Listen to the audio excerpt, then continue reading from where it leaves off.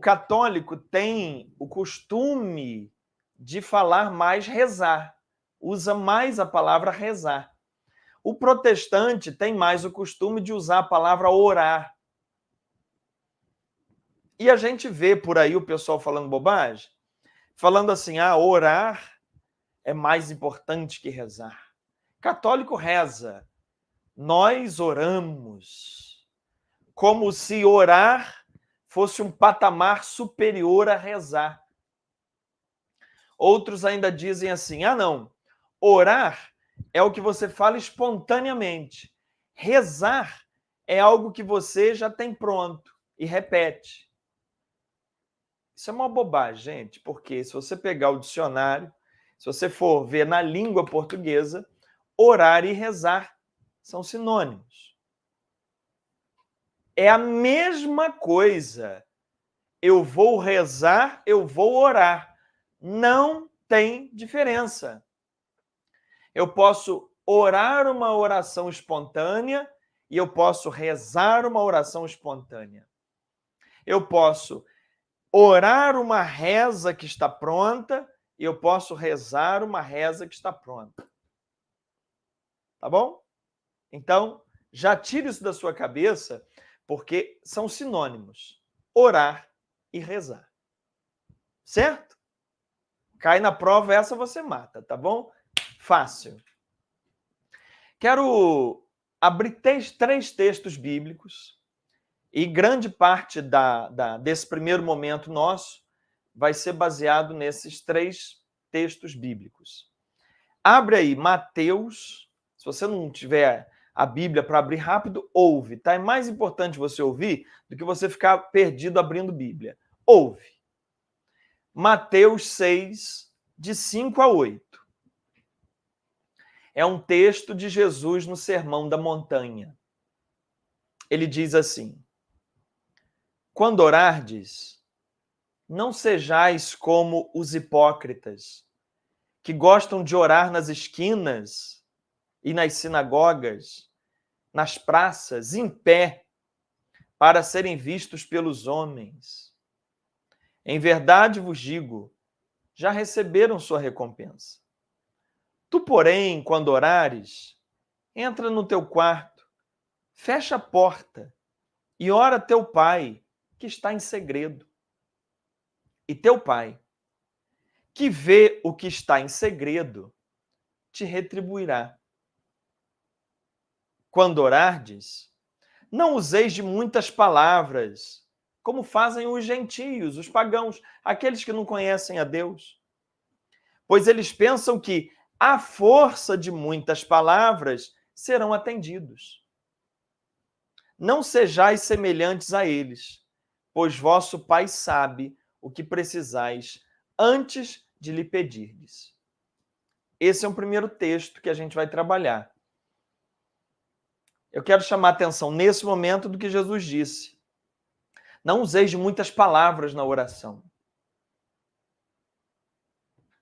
Aí eu quero saber se tem alguma contradição com o que vem agora. Mateus, capítulo 7, o capítulo depois, no mesmo Sermão da Montanha, Mateus, capítulo 7, versículo 7, Jesus diz assim: pedi e vos será dado, procurai e encontrareis, batei e a porta vos será aberta. Pois todo aquele que pede, recebe. Quem procura, encontra.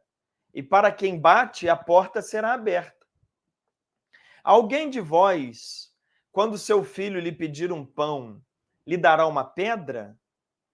Ou quando lhe pedir um peixe, lhe dará uma cobra? Ora, se vós que sois maus, sabeis das coisas boas aos vossos filhos, quanto mais o vosso Pai que está no céu dará coisas boas aos que lhe pedirem. Eu quero saber se está em contradição, porque Jesus, em Mateus 6, diz para não usar de muitas palavras. Em Mateus 7, ele diz para bater, para pedir, para insistir. E aí a gente vai para Lucas. Vamos lá em Lucas agora. Lucas, capítulo 18. versículo 1, tem uma parábola. Lucas, abri João, não é João não, meu filho, é Lucas. Lucas, capítulo 18, versículo 1. A parábola é a seguinte: Jesus lhes propôs uma parábola para mostrar-lhes a necessidade de orar sempre, sem nunca desistir. Numa cidade havia um juiz que não tinha temor a Deus nem respeito por homem algum. Na mesma cidade havia uma viúva que procurava o juiz e lhe pedia: faz-me justiça contra o meu adversário. Durante muito tempo, o juiz se recusou.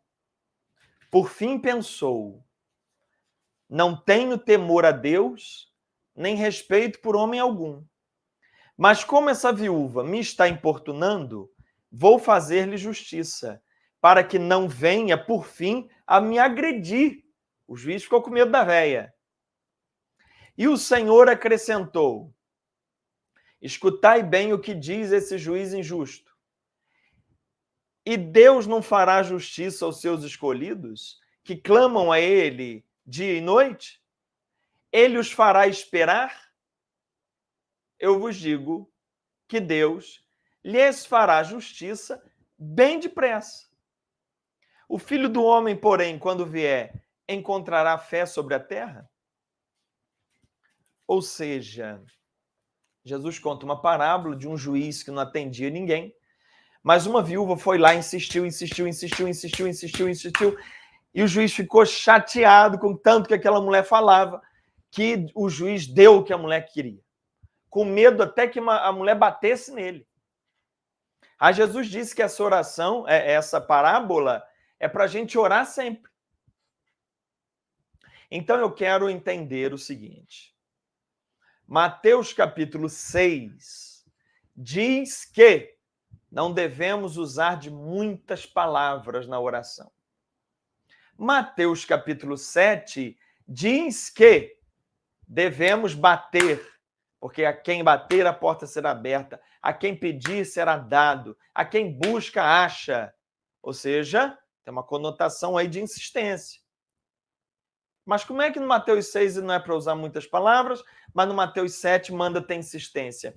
E o pior fica em Lucas 18, quando Jesus conta uma parábola de um juiz que só atende a mulher porque ela insistiu muito.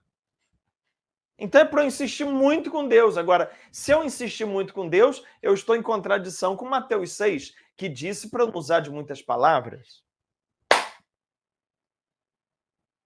Vamos começar a entender? Eu crio esse problema só para te chamar a atenção. Agora a gente vai correr tranquilo pelas páginas da Bíblia. Eu vou detalhar, ó. Eu peguei 3 citações: Mateus 6, Mateus 7 e Lucas 18. Eu vou detalhar as 3, com calma agora. Abre aí Mateus 6, a primeira que a gente trabalhou. Mateus 6, de 5 a 8. Eu agora vou versículo por versículo. E eu quero te chamar a atenção que esses 4 versículos aí, 5, 6, 7, 8, são os 4 versículos que Jesus está ensinando no Sermão da Montanha antes dele ensinar o Pai Nosso. Então, no versículo 9, ele ensina o Pai Nosso. Mas eu não quero entrar no Pai Nosso. Eu quero só pegar os princípios que ele deu antes de ensinar o Pai Nosso, ou seja, os 4 princípios, versículo 5, versículo 6, versículo 7, versículo 8, os 4 princípios que Jesus deu antes de ensinar o Pai Nosso. Vamos entender? Vamos lá. Versículo 5. Vamos ler aqui, Mateus 6, 5. Vou ler de novo. Quando orardes, não sejais como os hipócritas. Quem são os hipócritas? São aqueles que gostam de orar nas sinagogas. Sinagogas eram casas de oração, onde eles ensinavam as pessoas o texto sagrado, as escrituras, ensinavam orações. Então, os hipócritas são aqueles que gostam de orar nas sinagogas, gostam de esquinas das praças, em pé, para serem vistos. Isso é o hipócrita. Ele continua: em verdade eu vos digo, já receberam sua recompensa. Então, qual o primeiro princípio que o versículo 5 nos dá? Oração não é show, oração não é carteirada de boa conduta. Oração não é para você ficar fazendo show. A oração não é para impressionar a plateia. A oração não é para emocionar a plateia. Vou fazer uma oração aqui forte. E aí faz aquela voz e treme a mão segurando o microfone e chora. E a plateia se emociona e as pessoas dão glória a Deus porque aquela oração é muito linda. Jesus chama isso de hipocrisia. Oração não é show. Para comover plateia, para impressionar público, para chamar atenção e nem para você dar uma carteirada de boa conduta. Vou dar uma carteirada aqui que eu sou gente boa para eles confiarem em mim. Então eu oro em público, numa expectativa que as pessoas gostem de mim e que as pessoas me sigam e que as pessoas votem em mim e que as pessoas... Segundo Jesus, oração em público é um negócio perigoso. Porque facilmente estimula o ego, facilmente estimula a vaidade daquele que ora e ele ganha certo poder sobre as pessoas. É um hipócrita. É uma oração falsa. Jesus já começa com a chapuletada. Esse é o primeiro princípio. Vamos para o segundo? Versículo 6. Mateus, a gente está detalhando agora Mateus 6, de 5 a 8. Mateus 6. Tu, porém, quando orares, entra no teu quarto, fecha a porta. Olha o que ele recomenda. Ele recomenda o contrário de você ficar fazendo oração em público. Ele, Jesus, não sou eu não. Ele está recomendando o contrário ao contrário. Versículo 6. Tu, porém, quando orares, entra no teu quarto, fecha a porta e ora teu pai que está em segredo. E teu pai que vê o que está em segredo te retribuirá. O que o versículo 6 nos traz de princípios? Oração não é rito, nem cerimônia, nem depende de objetos, nem de lugares sagrados. Pode acrescentar, não depende de público, nem de palco, nem de plateia. A oração é você e Deus. A verdadeira oração é aquela que brota da sua intimidade com Deus. É aquela oração que não é feita para comover ninguém, não é para chamar atenção, não é uma oração ritual, mecânica, repetida, que você faz porque tem que repetir aquilo, tem que rezar isso 3 vezes, senão vai acontecer uma desgraça. Oração é você e teu Pai Celeste. Esse é o segundo princípio que Jesus está falando. Fecha a tua porta. Tira a vaidade de se apresentar como uma pessoa de fé que ora. Fecha teu quarto e fala com teu pai em segredo. Porque tem muita gente que pega um microfone Isso eu estou falando dentro da igreja católica, em igreja evangélica, por aí, tudo afora. Pega um microfone para orar e faz aquela oração, e fala em línguas, e louva e canta. E eu quero saber se ela, dentro do quarto dela, sem microfone na mão, se a oração é a mesma qualidade. Porque se em casa não acontece esse show, é porque ela faz um show para a plateia. Não é oração.